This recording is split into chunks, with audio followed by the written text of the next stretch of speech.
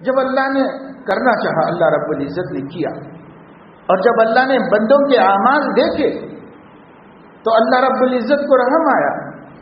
بدر کا موقع تھا، 313 صرف 313 مسلمان، مکہ سے جو آنے والے تھے وہ 900 سے زائد لوگ تھے، یعنی ایک مسلم فوجی کے مقابلے میں 3 تھے۔ مسلمانوں کے پاس تو تلواریں بھی نہیں تھی، نیزیں بھی نہیں تھے، تیر کمان بھی نہیں تھی۔ یہ لوگ لڑنے نہیں نکلے تھے، یہ لوگ تو ایک قافلہ روکنے نکلے تھے، تو ان کی لاٹھیاں واٹھیاں ہاتھ میں تھیں بس، اور کچھ بھی نہیں تھا ان کے ساتھ۔ تو اسی طرح وہ ادھر چلے گئے تھے، اور ادھر سے آنے والے مسلح تھے، بالکل تیار ہو کے آئے تھے، اور ابھی ابو سفیان ملک شام سے بے حساب اسلحہ لے کر پہنچا تھا، اور وہ ان اسلحہ سے مسلح ہو کر کے بدر کی طرف آئے تھے۔ ان کے ساتھ عورتیں تھیں، ان کے ساتھ کھانے کے لیے سامان تھا، روزانہ ایک اونٹ ذبح کیا جا رہا تھا۔ حضور علیہ السلام نے تعداد معلوم کرنے کے لیے جاسوس کو بھیجا، ایک اونٹ سے وہ لوگ اندازہ کرتے تھے کہ ایک اونٹ ذبح کیا جائے تو کتنے لوگ کھانے والے ہوتے ہیں، کتنی تعداد ہو۔ روزانہ ایک اونٹ ذبح کیا جا رہا تھا۔ انہوں نے بلند جگہ لے لی، مسلمانوں کو پست جگہ ملی۔ ان لوگوں نے سخت زمین پر قبضہ کیا جہاں گھوڑے دوڑ سکتے ہوں، سواریاں چل سکتی ہوں، اور مسلمانوں کو دلدل ملا، بالکل ریت کا علاقہ جس میں سواریوں کے پیر دھنستے ہیں، انہیں چلنا مشکل ہو جاتا ہے، دوڑنا مشکل ہو جاتا ہے۔ پانی پر انہوں نے قبضہ کر لیا اور مسلمان پانی سے محروم ہو گئے۔ ہر اعتبار سے بے بسی کے عالم میں یہ 313 لوگ گئے تھے۔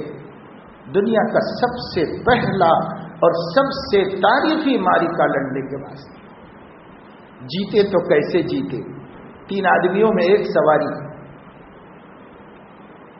اور حضور علیہ السلام کے لیے ایک عریشہ بنایا گیا تھا، درخت کے اوپر بیٹھنے کے لیے، وہاں سے نگرانی کرنے اور کمانڈنگ کرنے کے لیے ایک جگہ بنائی گئی تھی۔ آپ صلی اللہ علیہ وسلم صدیق اکبر کو لے کے اس پر چڑھے، وہاں رسول اللہ صلی اللہ علیہ وسلم نے 2 رکعت نماز پڑھی، سجدے میں سر رکھا اور اللہ پاک کے سامنے گڑ گڑانا شروع کیا۔ اتنا روئے اتنا روئے اتنا روئے کہ دیکھنے والوں کو ترس آ گیا۔ حضور علیہ السلام کی خود نظر میں آج ناکامی 100% نظر آ رہی تھی، اسباب کے اعتبار سے، تدبیر کے اعتبار سے، حالات کے اعتبار سے آج ناکامی نظر آ رہی تھی۔ آپ دیکھ رہے تھے کہ میں اپنے 313 چاہنے والوں کو لایا ہوں، شاید ایک کو بھی بچا کے نہیں لے جا سکوں گا یہاں سے۔ آپ یہ صورتحال دیکھ رہے تھے، اس لیے تو آپ کی زبان سے بے ساختہ نکل گیا کہ اے اللہ، اگر آج آپ نے اس مٹھی بھر مومنوں کی جماعت کی مدد نہیں فرمائی، لن تعبد علی الارض ابدا، روئے زمین پر پھر کبھی تیرا کوئی نام لینے والا نہیں۔ اسلام یوں مٹے گا، یوں خائب و خاسر ہو جائے گا کہ جب جزیرۃ العرب میں مٹ جائے گا تو پورے عالم میں مٹ جائے گا۔ ابھی باہر تو نکلا نہیں تھا اسلام، جزیرۃ العرب ہی میں تھا، یہیں پر جب اس کی ملیا میٹ ہو جائے گا اسلام، پھر کیا ہے؟ آج اگر مار دیے گئے ہمارے ساتھی تو پھر کوئی نہیں بچے گا، نہ ہماری عورتیں بچیں گی، نہ ہمارے بچے بچیں گے، سب ختم ہو جائیں گے۔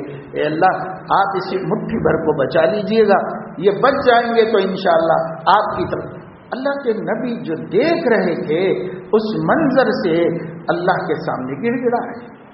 آج ہم حالات کو دیکھ رہے ہیں، آج ہم خطرات کو محسوس کر رہے ہیں، آج ہمارے سامنے ہمارے سیاسی لیڈر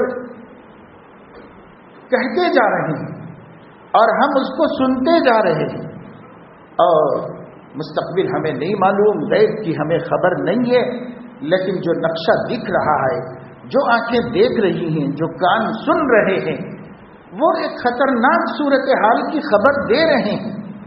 لیکن ہے کوئی نبی کی طرح رونے والا جو نبی اللہ کے سامنے گڑ گڑا ہے؟ اس پوری امت میں کون ہے جو نبی کے سامنے اس طرح اللہ کے سامنے اس طرح گڑ گڑائے جیسے امام الانبیاء گڑ گڑا ہے؟ کیا ان کو یقین نہیں تھا کہ اللہ ان کے پیچھے ہے؟ کیا ان کا ایمان نہیں تھا کہ وہ حق پر ہیں اور اللہ ان کی مدد کرے گا؟ اس سب کے باوجود وہ امت کو یہ سکھانا چاہ رہے تھے کہ دیکھو جب تک تم اللہ کو راضی نہیں کر لو گے اللہ کی مددوں کی امید نہیں کر سکتے۔ اللہ کو راضی کرنا پڑے گا، روٹے ہوئے خدا کو خوش کرنا پڑے گا۔ اس جماعت سے اللہ ناراض نہیں تھا، لیکن اس جماعت کا امام اللہ کے سامنے یوں گڑ گڑا رہا ہے، ایسے گڑ گڑایا کہ صدیق اکبر کہنے لگے یا رسول اللہ بس کر دیجئے، بس کر دیجئے، بس کر دیجئے۔ یہ کہنا پڑا صدیق اکبر کو، کیونکہ صدیق اکبر اللہ تعالیٰ کی بے نیازی کی اس معرفت کے مقام پر نہیں تھے جو حضور علیہ السلام تھے۔ اس لیے حضور علیہ السلام دعائیں مانگی، اتنی دعا کی، کتنا آنسو بہائے، کتنا گڑ گڑایا ہوگا کہ آخر صدیق اکبر تڑپ اٹھے، اتنا رویا حضور نے۔ پھر کیا تھا؟ پھر اللہ تبارک و تعالی شانہ نے مدد فرمائی۔ سارے حالات اس طرح بدلے کہ ان مشرکین کے عقل میں دور دور تک نہیں آ سکتا تھا کہ کیا ایسا بھی ممکن ہے، ایسا بھی ہو جائے گا۔ انہوں نے سوچا بھی نہیں ہوگا، خواب و خیال میں بھی ان کے نہیں ہوگا۔ اللہ نے جو پانسا پلٹا اور جو منظر بدلا اللہ رب العزت نے، اسی کو کہتے ہیں کہ اللہ کی قدرت ناکامیوں میں سے کامیابی نکالنے کی۔ اللہ تعالیٰ کی قدرت جب آئے گی اور اللہ تعالیٰ مدد فرمائے گا تو وہ حالات کو نہیں دیکھے گا، اسے حالات کو دیکھنے کی ضرورت کیا ہے؟ وہ حالات کو نہیں دیکھتا، حالات تو اس کی مخلوق ہے، وہ اپنے مخلوق کو کیا دیکھ کے فیصلہ کرے گا؟ حالات جدھر اللہ بدلنے کا ارادہ فرما لے ادھر کو بدل جائے۔ پانی سب کو ڈبوتا ہے، کسی کو رستہ دیتا ہے، کسی کو ڈبوتا ہے۔ حالانکہ پانی کا کام ڈبانا ہے، لیکن پانی موسیٰ علیہ السلام کے متبعین کے لیے راستے بناتا ہے۔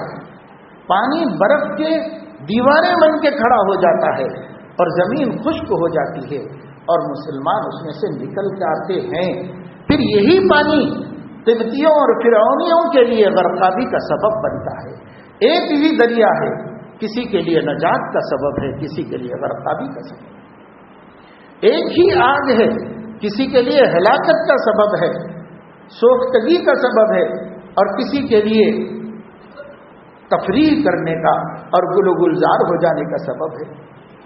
اللہ تعالیٰ خود قادر مطلق ہے، جو چاہے کرتے ہیں۔ ہمیں ان باتوں پر غور کرنے کی ضرورت ہے، اللہ کو راضی کریں۔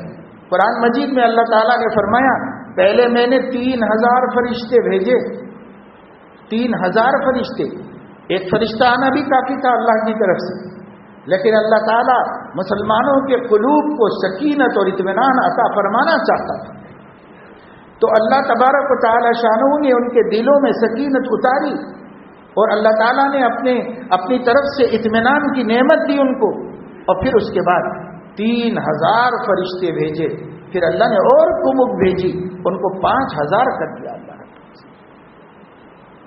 اب وہ 1000 کیا کرتے 5000 کے مقابلے میں؟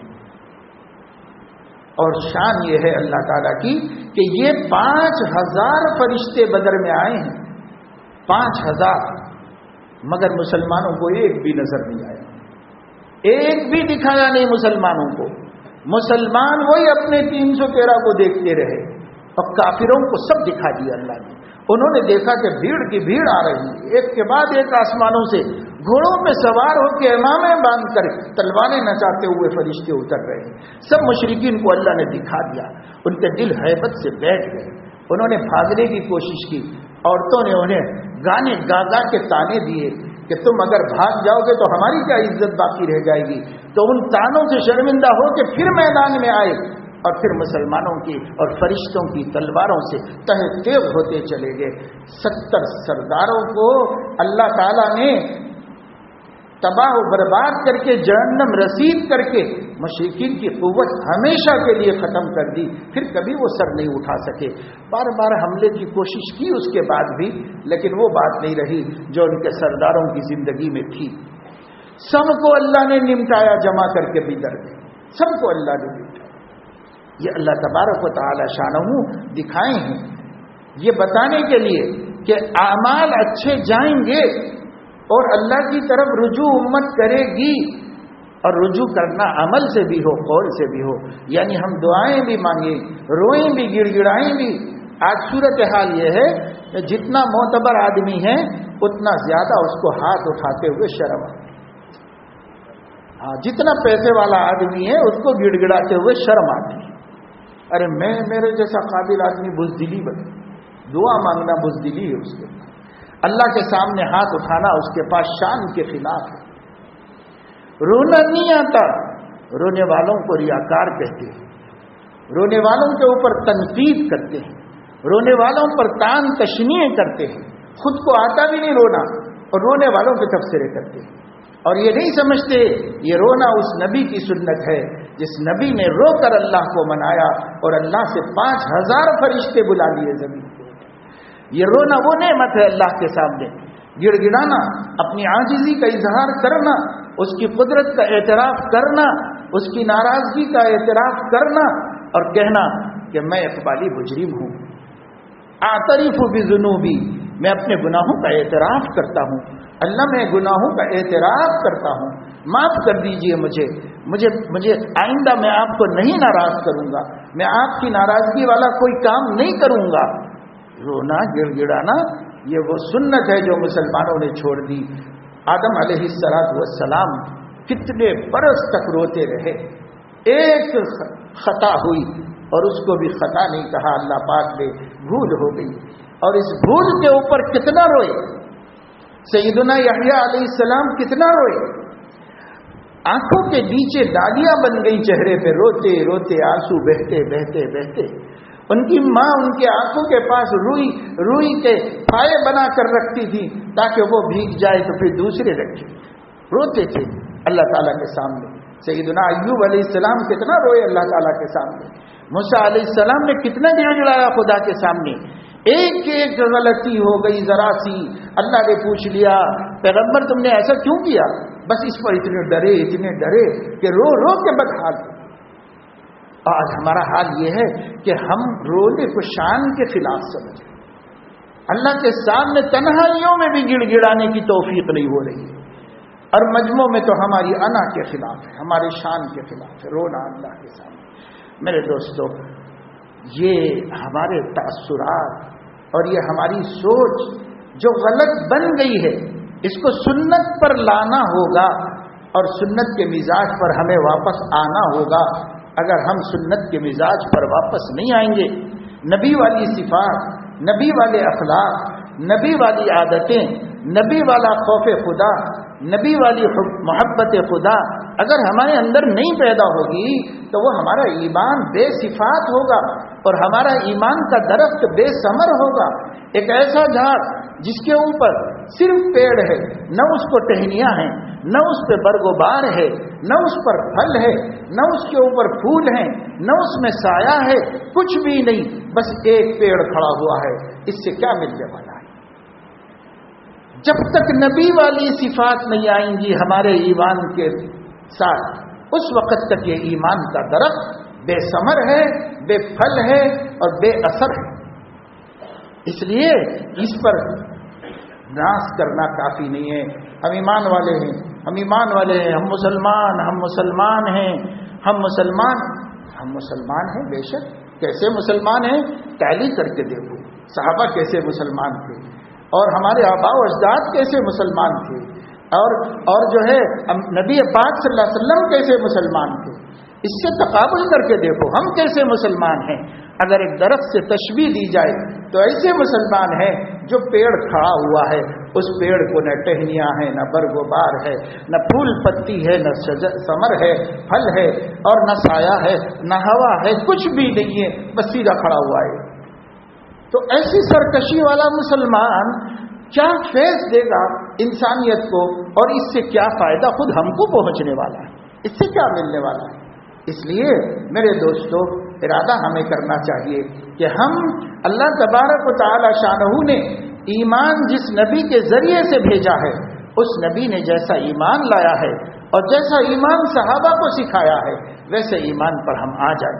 فَإِنْ آمَنُوا بِمِثْلِ مَا آمَنْتُمْ بِهِ فَقَدِ اهْتَدَوْا. اگر بعد کے لوگ ایسے مومن بنے جیسے اے صحابہ تم بنے ہو تو وہ ہدایت یاب ہوں گے. تو صحابہ کو معیار بنایا گیا.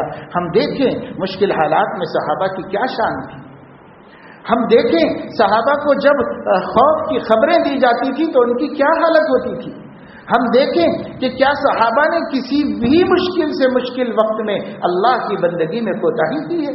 ہم دیکھیں اس قدر تنگی کہ میاں بیوی دو افراد کے بیچ میں ایک چادر ہے لیکن نہ شوہر کی جماعت چھوٹتی ہے نہ بیوی کی نماز قضا ہوتی ہے.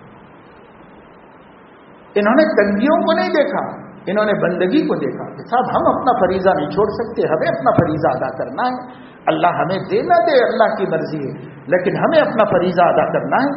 مشکل سے مشکل حالت میں اپنا فریضہ ادا کرنا ہے. حضور علیہ الصلوۃ والسلام جہاد میں ہیں اور سخت ترین جہاد ہے اور اس وقت میں دشمن کے مقابلے میں ڈٹے ہوئے ہیں. دشمن انتظار میں ہے کہ مسلمان ذرا غافل ہوں تو ان پہ حلہ بول دو. ایسے وقت میں اللہ وحی نازل کر رہے ہیں اور کہہ رہے ہیں کہ اے پیغمبر صلی اللہ علیہ وسلم نماز پڑھیے اور ایک رکعت نماز آپ پڑھائیے اور آپ کے ساتھ آدھے لوگ آ کر شریک ہو جائیں اور وہ ایک رکعت پڑھ لیں. جب آپ کی ایک رکعت پوری ہو جائے تو یہ آدھے لوگ چلے جائیں, جو دوسرے آدھے لوگ محاذ پر ٹھہرے ہوئے ہیں وہ آ جائیں اور وہ لوگ آپ کے ساتھ دوسری رکعت پڑھ لیں. پھر اس کے بعد یہ چلے جائیں اور یہ اپنی نماز پوری کر کے چلے جائیں, پھر وہ آ کے اپنی نماز پوری کر لیں. یہ عدل بدل کے ساتھ آنے جانے کے ساتھ اسلحہ پہنے ہوئے رہنے کے ساتھ نماز پڑھیں مگر پڑھیں. اللہ یہ حکم دے رہا ہے اور نبی پاک صلی اللہ علیہ وسلم نے ایسی نماز پڑھائی ہے اور صحابہ نے ایسی نماز پڑھی ہے جس کو حدیث کی کتابوں میں صلاۃ الخوف کے نام سے نقل کیا گیا ہے کہ خوف کے وقت میں بھی دشمن بالکل حملے کے لیے ریڈی ہے اور ہم بھی اس پر حملے کے لیے ریڈی ہیں. ایسے وقت میں بھی کچھ لوگ نماز فریضہ ادا کریں اور کچھ لوگ لڑتے رہیں, پھر یہ آ کے اپنا فریضہ ادا کرے اور وہ لڑتے رہیں. جس نماز کا جنگ میں بھی یہ حال ہو اور اس کا حکم قرآن میں نازل کیا جا رہا ہو, وہ نماز آرام سے چبوتروں پر بیٹھ کے چھوڑی جا رہی ہو, 3 وقت تیسرے حکم تک کھا کر کے ڈکانے میں لے کر چھوڑی جا رہی ہو, ان نمازوں کے چھوڑنے پر اللہ کی مددوں کی امید کی جا سکتی ہے. اللہ کے مددوں کی امید کی جا سکتی ہے. آج ہم یہ بھی نہیں کر سکے کہ آج بیٹا حالات اچھے نہیں ہیں نمازی بن جاؤ, نمازی بن جاؤ, بیوی نماز پڑھو, اللہ کے لیے نماز پڑھو, حالات اچھے نہیں ہیں. کل کو لوگ ہم کو نماز سے روک دیں, اس سے پہلے نماز پڑھو اور اللہ کی مددوں کو لاؤ, اللہ تعالیٰ کی توجہ اپنی طرف مائل کرو. ہم نہیں کہہ رہے, آج اذانیں ہو رہی ہے. دنیا کی تاریخ بتاتی ہے کہ بڑے بڑے ملکوں میں کروڑوں مسلمانوں کے ہونے کے باوجود اذان پر پابندی لگائی گئی. کیا آپ اس دن کا انتظار کر رہے ہیں کہ جب آپ کے لیے اذانوں پر پابندی لگا دی جائے؟ اس سے پہلے اللہ کی پکار کو نہیں سننے والوں کے لیے اللہ یہی تو کرے گا اور کیا کرے گا. 5 دفعے اللہ پکارتا ہے, مؤذن نہیں پکارتا ہے. مؤذن خدا کا منادی ہے, مؤذن خدا کی طرف سے آواز لگا رہا ہے اور مؤذن کہہ رہا ہے حی علی الفلاح, حی علی الصلاح, حی علی الفلاح. لوگوں نماز کی طرف آؤ, لوگوں کامیابی کی طرف آؤ, نماز کی طرف آؤ, کامیابی کی طرف آؤ. تو ہم کو کامیابی نظر آ رہی ہے گھر میں, ہم کو کامیابی نظر آ رہی ہے ٹی وی پر خبریں دیکھنے میں, ہم کو کامیابی نظر آ رہی ہے حالات پر تبصرہ کر کے بیٹھنے میں, ہم کو کامیابی نظر آ رہی ہے اپنے فیس بک پر, اپنے ٹویٹر پر اور اپنے واٹس ایپ پر بیٹھ کر کے ٹائم خراب کرنے میں. کامیابیاں نظر آ رہے ہیں مسلمانوں کو کہ صاحب اب ایسا ہو گیا, اب فلانے نے ایسا بیان دیا, اب تو کام بن جائے گا, اب فلانے نے یہ کہا ہے, اب تو ایسا ہو جائے گا, اب تو یورپین پارلیمنٹ میں بات اٹھی ہے, اب تو ہندوستان جو ہے سدھر جائے گا, وہ سیدھے رستے پہ آ جائے گا. اللہ اکبر, ایسی سادگی, ایسی معصومیت. یہ تبصروں میں نہیں، خدا کہہ رہا ہے حی علی الصلاۃ حی علی الفلاح، آؤ نماز کو، آؤ کامیابی لینے کے لیے۔ کامیابی یہاں سجدوں میں بٹتی ہے، کامیابی وہاں دیوان خانوں میں نہیں ملتی، کامیابی چبوتروں میں نہیں ملتی، کامیابی آفسوں میں نہیں ملتی، کامیابی سجدوں میں ملتی ہے۔ آؤ یہاں میں دینا چاہتا ہوں، اللہ بلا رہا ہے، ہمیں کوئی پرواہ نہیں۔ دیکھو یہ اذانیں ہو رہی ہیں اس ملک میں، اذان آج کوئی اذان دینے پر پابندی نہیں لگا سکا، اور ابھی لگانے کی موقف میں نہیں ہے، ہمت میں نہیں ہے۔ لیکن یاد رکھو، جس خدا نے آج ان لوگوں کو ہمارے سر پر خوف کا بادل بنا کر مسلط کیا ہے، ان کے ذریعے سے اذان بند کروا سکتا ہے۔ اللہ نہ کرے، اللہ نہ کرے، لیکن اللہ کرا سکتا ہے۔ اللہ ان کو یہ طاقت دے سکتا ہے اپنے خزانے سے، بند کراؤ، بینڈ لگاؤ، پابند کرو۔ میری پکار نہیں سننے والوں کو میں کیوں آنے دوں گا؟ اللہ بند کروا سکتے۔ مسجدوں پر تالے لگوائے گئے، تاریخ گواہ ہے، مسجدیں بند کی گئی، صدیوں بند رہی مسجدیں۔ چائنا میں کتنے دن مسجدوں پر قفل پڑے گئے۔ پھر ایک وقت آیا جب مسلمان ایمان بھی بھول گئے تھے، جب مسلمان اپنا مسلمان ہونا بھی بھول گئے تھے۔ ایک چلے گئی تھی جماعت چائنا، وہاں پر گشت کرتے ہوئے پتا چلا کہ یہ لوگ مسلمان ہیں۔ لوگوں سے ڈھونڈنا پڑتا تھا، پوچھنا پڑتا تھا، بڑی مشکل سے کسی کے مسلمان ہونے کا پتہ چلتا تھا، کیونکہ کمیونزم تھا، کسی کے مسلمان ہونے کا پتہ بڑی مشکل سے لگتا تھا۔ لگا، گئے، اتفاق سے انہوں نے دیکھا کہ ان کے گھر میں میت ہے۔ ان لوگوں نے کہا کہ بھائی ہم اس کی تجہیز و تکفین کر دیں، کیونکہ وہ لوگ ان کے باپ کا جنازہ رکھ کر کے پانی ہاتھ میں لے کر کے دور سے پریشر مار کر کے جو ہے ان کو دھو رہے تھے۔ ان لوگوں نے جا کر کے ان کو نہلایا، دھلایا، سنت کے مطابق تیار کیا۔ تب ان کی آنکھوں میں آنسو تھے، اور وہ یہ کہہ رہے تھے کہ کسی زمانے میں ہمارے آبا و اجداد بھی ایسا کرتے تھے، ہمارے آبا و اجداد ایسا کرتے تھے۔ ایک مسلم کنٹری میں، کسی زمانے میں مسلم کنٹری تھی، اس مسلم کنٹری میں اللہ کے بندے ایمان کی دعوت لے کر پہنچے، وہاں پر انہوں نے اذان کہی تو لوگ جمع ہو گئے، کہنے لگے کبھی ایسا ہوتا تھا ہمارے یہاں، کبھی ایسا ہوتا تھا۔ میرے دوستو، تاریخ گواہ ہے، ایسا ہو چکا ہے اللہ کی طرف سے اس دنیا کے اندر۔ رشیا میں کیا ہوا، چائنا میں کیا ہوا، اور آج عرب ممالک کہلائے جاتے ہیں۔ کسی زمانے میں وہاں اسلام کا غلغلہ تھا، بول بالا تھا، آج وہاں اسلام کو ڈھونڈنے سے ملتا ہے۔ عراق جو آج مصیبت در مصیبت سے گزر رہا ہے، اس عراق میں سابق حکومتوں نے اسلام پر ایسی پابندی لگائی تھی، عرب ہونے کے باوجود پابندی لگائی اسلام پر، اتنی پابندی لگائی تھی، علماء پر پابندی لگائی تھی، مدارس انہوں نے بند کروائے، مسجدوں کے اندر اذانوں کو انہوں نے بند کروایا، اور یہاں تک نتیجہ ہو گیا کہ مفکر اسلام حضرت مولانا سید ابو الحسن علی ندوی رحمہ اللہ نے لکھا ہے کہ میں عراق گیا تو بہت عالموں کا نام ذہن میں تھا کہ میں ان سے ملوں گا، بڑے بڑے کتابوں کے مصنفین تھے، میں ان سے مل نہیں سکا، حکومت کسی سے ملنے نہیں دی مجھے۔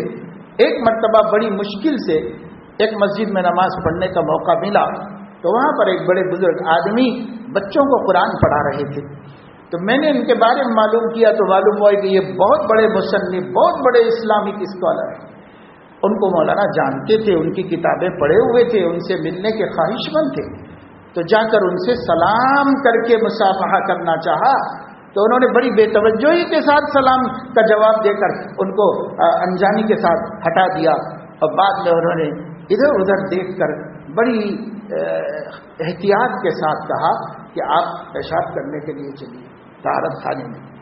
وہ پیشاب کرنے کے لیے طہارت خانے میں گئے، وہ بھی گئے، وہاں انہوں نے کہا کہ خدا کے واسطے ہم سے مت ملیے، آپ کے لیے بھی مصیبت ہے، ہمارے لیے بھی مصیبت ہے۔ اب بس ہم نے سب کام چھوڑ دیا ہے، اب ہم قوم کے بچوں کو ایک کتاب بتا رہے ہیں کہ بیٹا یہ تمہارے رب کی کتاب ہے، اس پہ ایمان لاؤ اور اس کو یاد رکھنا، اسے بھولنا نہیں، ہم یہ بتا رہے ہیں۔ ایسے ایسے حالات ہوئے ہیں اور ہو رہے ہیں اس ملک میں، اللہ کا شکر ہے ابھی تک اسلام کا بول بالا ہے، ابھی تک اسلام کی دعوت کے راستے کھلے ہوئے ہیں، ابھی تک ہم اللہ کے بندوں کو ایمان کی طرف بلا سکتے ہیں، अभी तक हम खुद नमाज के पाबंद बन सकते हैं। अभी हमारी मस्जिदें बड़ी बड़ी शानदार बनी है, बन रही हैं, अभी इस पर कोई पाबंदियां आयद नहीं है। अगर इन मस्जिदों को आबाद करने के लिए हम तैयार नहीं हैं, इन मस्जिदों में हम नमाज पढ़ने के लिए तैयार नहीं हैं, फिर कैसे अल्लाह की मदद का इंतजार करेंगे। अल्लाह तबारक व तआला शानहू हमें तौफीक दे, अल्लाह पाक हमें नेक समझ अता फरमाए, अल्लाह ताला हमें फहमे सलीम और क़ल्बे सलीम अता फरमाए। अल्लाह रब्बुल इज़्ज़त हमें किसी मायूसी की घड़ी के आने से पहले पहले अपने रब को राजी कर लेने की तौफीक अता फरमाए, मस्जिदों को आबाद करने की तौफीक अता फरमाए, अज़ान के जवाब में चल पड़ने की तौफीक अता फरमाए। और अगर मुसलमान जैसे जुमे में जमा होते हैं 5 वक्तों में जमा हो जाएं, इंशाअल्लाह यही इतनी बड़ी कामयाबी होगी कि इसके बाद अल्लाह रब्बुल इज़्ज़त हमारे लिए कामयाबी के रास्ते खोलते चले जाएंगे। इसलिए मेरे दोस्तों, हमें दोनों रास्तों पर बराबर चलना है। तदबीर का दामन भी मत छोड़िए और रुजू इल्लाह और अल्लाह को राजी करने की शक्लों को भी मत छोड़िए, इसमें भी बराबर ध्यान दिए रहिए, उसमें भी ध्यान दिए रहिए। ये अक्लमंद का काम है। अक्लमंद मुसलमान दोनों कामों को साथ साथ लेकर चलता है। इसलिए अगर हम ये दोनों काम साथ में लेके चलेंगे, अल्लाह की ज़ात से उम्मीद है हमें मायूसियाँ देखनी नहीं पड़ेंगी। हम अल्लाह के बंदे हैं, हम कभी मायूस हुए नहीं और इंशाअल्लाह मायूस हैं भी नहीं, होंगे भी नहीं। अल्लाह की मददें आएंगी, पर कुछ करना नबी ने सिखाया है, वो करने की हम कोशिश करते रहें, इस कोशिश में बरकत होगी। आमीन व आखिरु दावाना अनिल हम्दुलिल्लाहि।